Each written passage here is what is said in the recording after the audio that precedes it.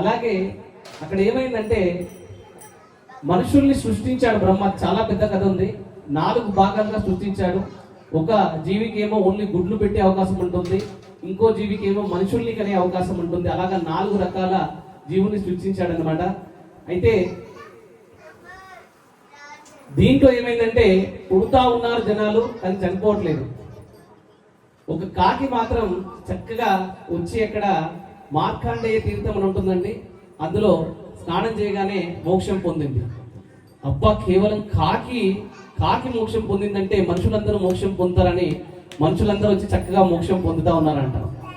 అయితే యముడు వచ్చి, అయ్యా మీరు ఇట్లా మోక్షం ఇచ్చుకుంటా వెళ్తే నా పని ఏంటి అని చెప్పారు. సో యముడికి సాక్షాత్ శ్రీ మహాలక్ష్మి కూర్చోబెట్టి ఎంటైర్ పురుషోత్తముడి కథంతా కూడా చెప్పింది అనమాట. సో మనం ఆ కథంతా చెప్పుకోగానే చక్కగా జగన్నాథపురి గురించి ఇలా మాట్లాడుకున్న, స్కాంద పురాణం నుంచి కథ విన్న వాళ్ళకి చెప్పిన వాళ్ళకి చాలా అద్భుతమైన ఆరోగ్యం కలుగుతుందండి. అయితే మళ్ళీ పరమేశ్వరుడు చేంజ్ చేశాడంటే, ఇలాగా అందరూ మోక్షం పొందితే కుదరదని చెప్పి ఎవరైతే భాగవత సప్తాహము జగన్నాథపురిలోకి వచ్చి విని భక్తి శ్రద్ధలతో కంప్లీట్ గా చేసుకుంటారో వాళ్ళు మాత్రం ఖచ్చితంగా మోక్షం పొందుతారు, మిగతా వాళ్ళకి తెలియదు అని చెప్పాడు అనమాట స్వామి.